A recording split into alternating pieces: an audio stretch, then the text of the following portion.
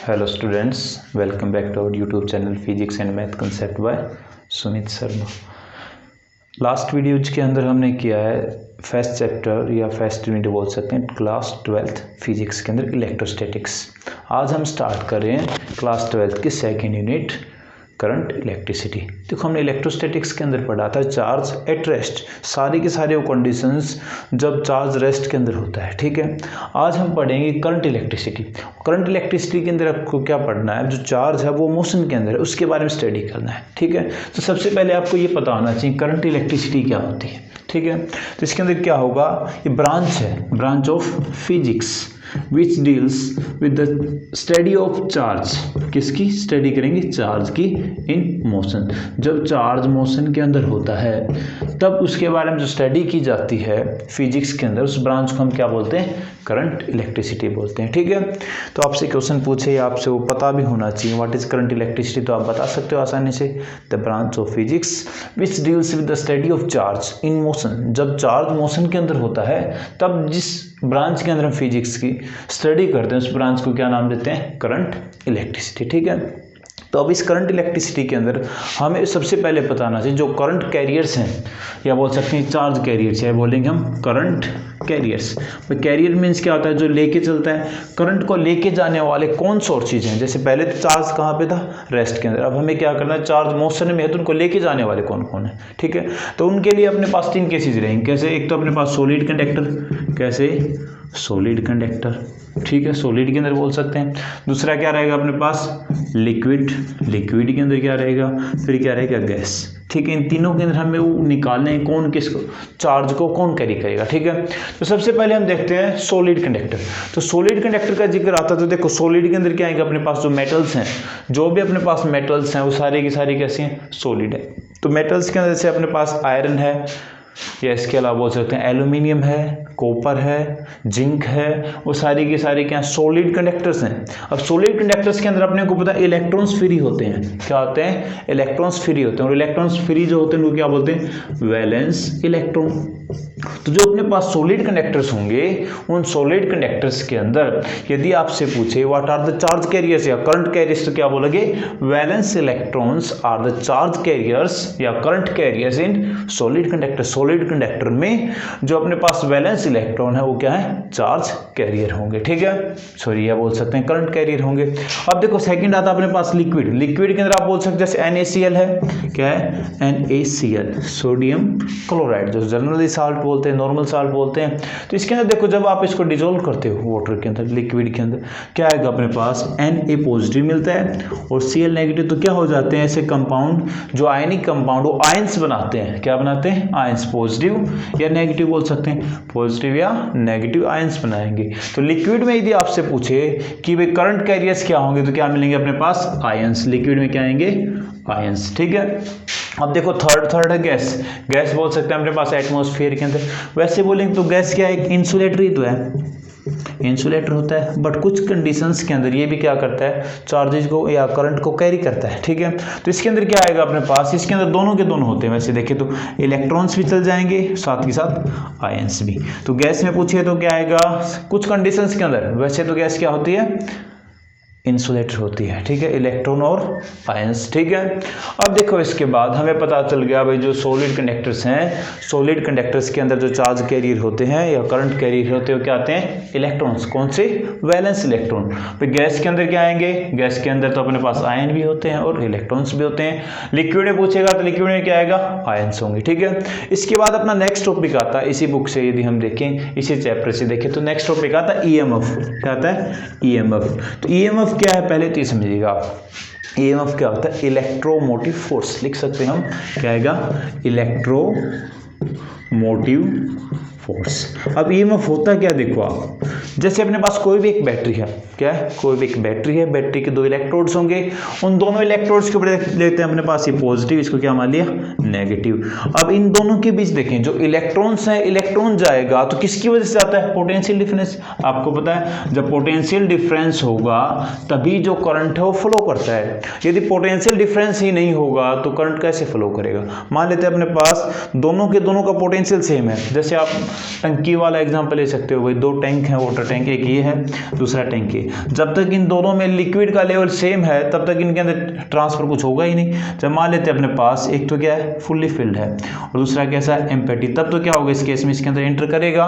वैसे ही अपने पास जो ईएमएफ एक ऐसा फोर्स है जो इलेक्ट्रॉन्स को धक्का देता है, क्या बोल सकते हैं, हायर पोटेंशियल से लोअर पोटेंशियल तक जाने के लिए, ये भेजने के लिए रिस्पॉन्सिबल करता है, होता है वो क्या होगा, ईएमएफ क्या होता है, इलेक्ट्रोमोटिव फोर्स। ठीक है, याद रख लोगे। इसकी डेफिनेशन पूछे तो डेफिनेशन क्या बोल सकते हो आप, या फिर देखोगे इसके अंदर, it is the force which is responsible to flow the charges in a particular way. वो एक ऐसा फोर्स है जो चार्जेस को फ्लो कराने के लिए रिस्पॉन्सिबल है। यदि ये नहीं होगा तो चार्जेस फ्लो नहीं करेंगे। ठीक है, अब इसके बाद आता है ईएमएफ ऑफ ए सेल। क्या आता है, ईएमएफ ऑफ ए सेल। तो एक सेल का ईएमएफ क्या होता है, सेल समझते हो आप, सेल को हम सर्किट में कैसे रिप्रेजेंट करते हैं, एक तो अपने पास बड़ा और एक छोटा, ऐसा साइन लेंगे, और उन साइन के बीच देखो एक प्लस एक माइनस। प्लस का क्या होगा, हमेशा जो पोटेंशियल है वो हाई रहता है, माइनस का क्या रहता है, नेगेटिव। ठीक है, अब ये जो पोटेंशियल क्या रहेगा, लो रहेगा। ठीक है, अब देखो ईएमएफ ऑफ सेल का जिक्र करें, ईएमएफ ऑफ सेल का जिक्र करें तो ये कैसा है, पॉजिटिव, ये कैसा है, negative.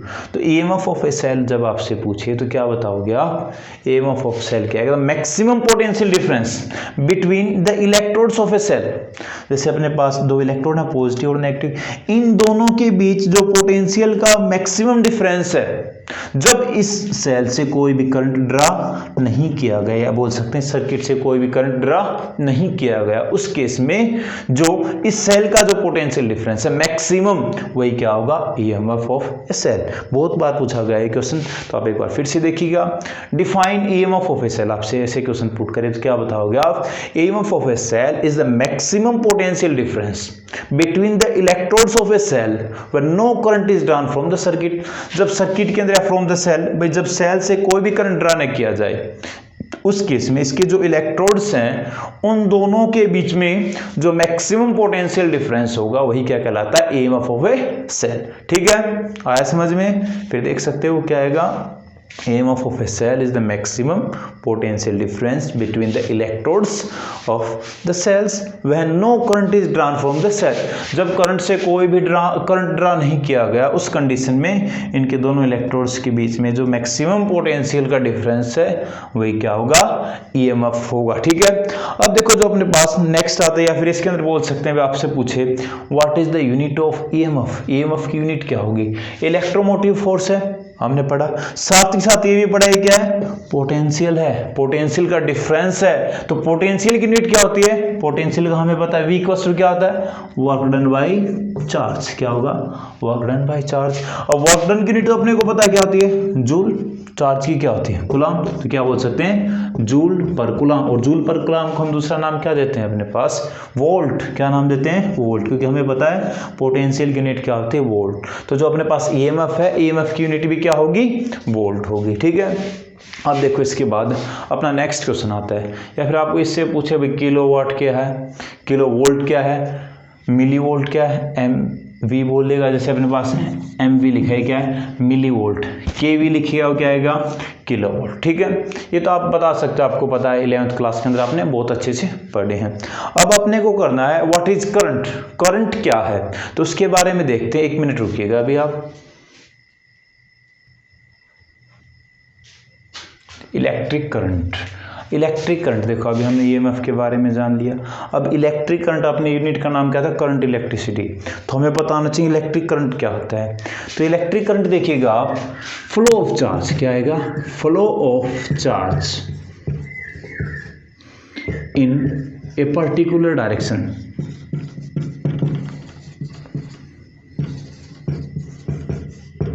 Through a area, through a बोल सकते हो आप एरिया ऑफ क्रॉस सेक्शन। किसी एक एरिया ऑफ क्रॉस सेक्शन से कितने चार्जेस पास होते हैं, चार्जेस फ्लो करते हैं। अब देख लेते हैं अपने पास एक ऐसा कंडक्टर है, ठीक है, इस कंडक्टर के अक्रॉस कितने चार्जेस भाई अपने पास बोल सकते हैं इलेक्ट्रॉन्स पर सेकंड पास होते हैं, वही क्या देगा, इलेक्ट्रिक करंट।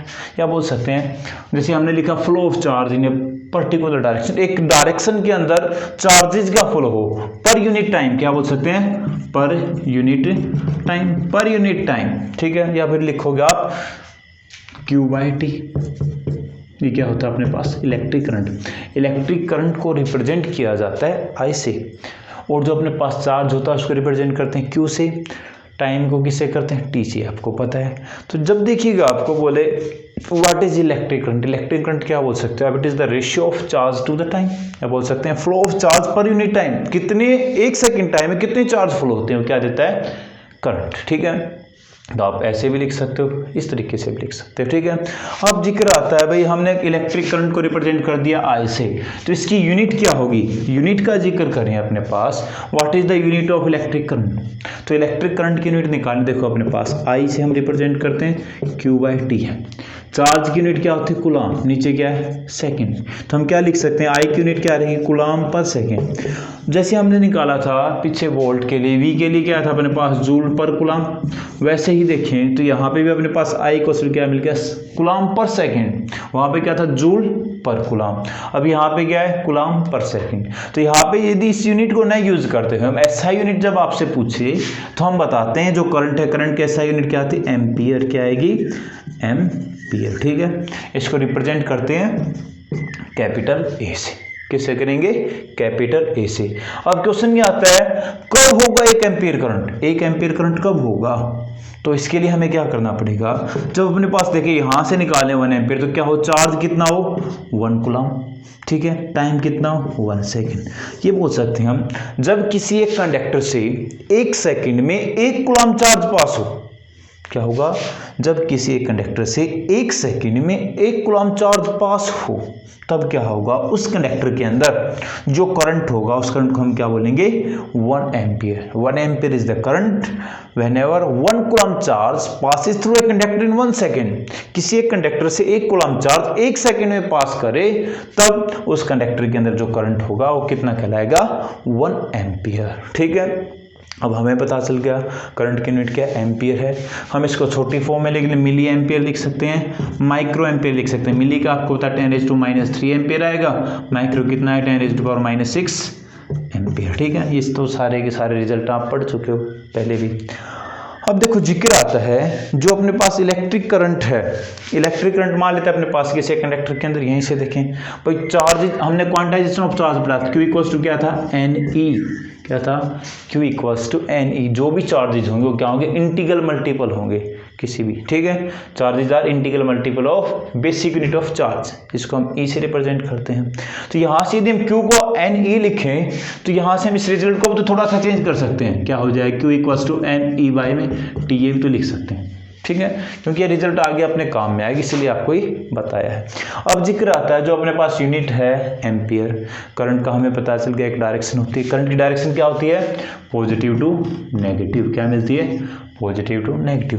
अब देखो अपने पास जो इलेक्ट्रॉनिक करंट है, जो इलेक्ट्रॉन संभाल लेते हैं अपने पास, एक कंडक्टर कहाँ जा रहे हैं, इधर जा रहे हैं सारे के सारे इलेक्ट्रॉन, तो जो इलेक्ट्रॉन की डायरेक्शन है उसको क्या बोलेंगे, इससे जो करंट बना उसको क्या बोलते हैं, इलेक्ट्रॉनिक करंट। कैसा होगा, इलेक्ट्रॉनिक करंट। इलेक्ट्रॉन जिस डायरेक्शन में फ्लो करते हैं उनकी वजह से जो करंट बनता है उसको क्या बोलते हैं, इलेक्ट्रॉनिक करंट, ठीक है। अब देखो एक होता है कन्वेंशनल करंट। कन्वेंशनल करंट क्या होगा, opposite to the direction of electric current, जिस डायरेक्शन में इलेक्ट्रॉन्स फ्लो कर रहे हैं उसके जस्ट अपोजिट अपने को क्या मिलेगी, कन्वेंशनल करंट की डायरेक्शन मिलेगी। जब भी आपसे पूछे what is the direction of electric current, तो क्या बोलोगे, the direction of electric current is the opposite to the direction of flow of charges. जो चार्जेस हैं उनके फ्लो होने की जो डायरेक्शन है उसकी अपोजिट डायरेक्शन क्या होगी, करंट की डायरेक्शन होगी, ठीक है। जैसे मान लेते हैं यहाँ से अपने पास इसको कनेक्ट करा रखा है, इलेक्ट्रॉन ऐसे जा रहे हैं तो जो चार्ज करंट की जो डायरेक्शन होगी वो अपने को ऐसे मिलेगी, ठीक है। अब देखो एक इंटरेस्टिंग क्वेश्चन और है, हमने स्केलर और वेक्टर क्वांटिटीज पढ़ी है। स्केलर क्या होती हैं, जिनका सिर्फ मैग्नीट्यूड होता है, डायरेक्शन नहीं होती, ठीक है। वेक्टर क्या होती हैं, वो क्वांटिटीज जिनकी डायरेक्शन और मैग्नीट्यूड दोनों के दोनों होते हैं। अब देखो कितना अमेजिंग क्वेश्चन बनता है, जो इलेक्ट्रिक करंट है, इलेक्ट्रिक करंट हमने पढ़ा, इस करंट की भी डायरेक्शन भी होती है, मैग्नीट्यूड भी होता है, बट फिर भी एक स्केलर क्वांटिटी होती है। कैसी होती है? Scalar quantity. बहुत बार क्वेश्चन आता है, कंफ्यूजिंग क्वेश्चन है भाई। आपसे पूछे सीधी सी बात, वेक्टर क्वांटिटी क्या होंगी? Those quantities which has direction as well as magnitude. अब यहाँ पे देखो डायरेक्शन भी है, मैग्नीट्यूड भी है, करंट की एक डायरेक्शन भी है, साथ के साथ मैग्नीट्यूड भी है, बट ये वेक्टर क्वांटिटी नहीं है। कैसी है? स्केल। क्यों है? ये क्वेश्चन भी बनता है। तो क्यों है इसको देखिएगा आप। हमें पता है, जैसे अपने पास एक ज्वाइंट है, देख पा रहे हो आप यहाँ पे, इसके अंदर अपने पास यहाँ से करंट आए, यहाँ से करंट आए, यहाँ से करंट आए, ठीक है, सारा करंट ऐसे आ रहा है, मान लेते हैं, और यहाँ से जो है ना करंट निकल के जा रहा है, ऐसे रिप्रेजेंट कर दें। अब देखो यहाँ पे जो करंट आया है, तो इसके लिए यदि हम इसको वेक्टर फॉर्म में रिप्रेजेंट करें तो यहाँ पे एंगल का कुछ रोल होना चाहिए, क्योंकि एंगल के ऊपर आपको पता है भाई, जैसे 90 है, 180 है, वेक्टर एडिशन क्या होगा? वेक्टर एडिशन यूज होना चाहिए। यदि ये वाली क्वांटिटी वेक्टर है तो इसके ऊपर वेक्टर एडिशन या वेक्टर लॉज फॉलो होने चाहिए, बट इलेक्ट्रिक करंट के ऊपर ऐसा कोई रूल नहीं है भाई। इसके ऊपर तो सिर्फ एक ही रूल आता है, जंक्शन रूल जिसको बोलते हैं, जितना करंट इस पॉइंट के ऊपर आएगा उतना ही निकल जाएगा। बट जो अपने पास वेक्टर लॉ है, वेक्टर लॉ क्या कहता है? एंगल को भी देखेगा, उसी के हिसाब से आपको रिजल्ट बताएगा। अब यहाँ पे ये वेक्टर लॉ को फॉलो नहीं करता, वेक्टर लॉ को फॉलो नहीं करता, इसी वजह से इलेक्ट्रिक करंट डायरेक्शन और मैग्नीट्यूड होने के बावजूद भी एक स्केलर क्वांटिटी है, ठीक है। तो आज हम इस लेक्चर के अंदर इतना ही करेंगे, बाकी हम करेंगे अपने नेक्स्ट लेक्चर के अंदर। तो अपने इस यूट्यूब चैनल को लाइक, शेयर और सब्सक्राइब करें, ताकि और साथ ही साथ जो बेल आइकन है उसको भी प्रेस कर दें, ताकि आपको डेली आपके जो कंसेप्ट हैं उनकी जो वीडियो डले उसका नोटिफिकेशन आ जाए और आप टाइम टू टाइम उनको देखते रहें, जो आपके लिए बहुत ज़्यादा हेल्पफुल होगी। जो भी आपको कोई डाउट हो तो आप कमेंट कर सकते हो, ठीक है। Good bye.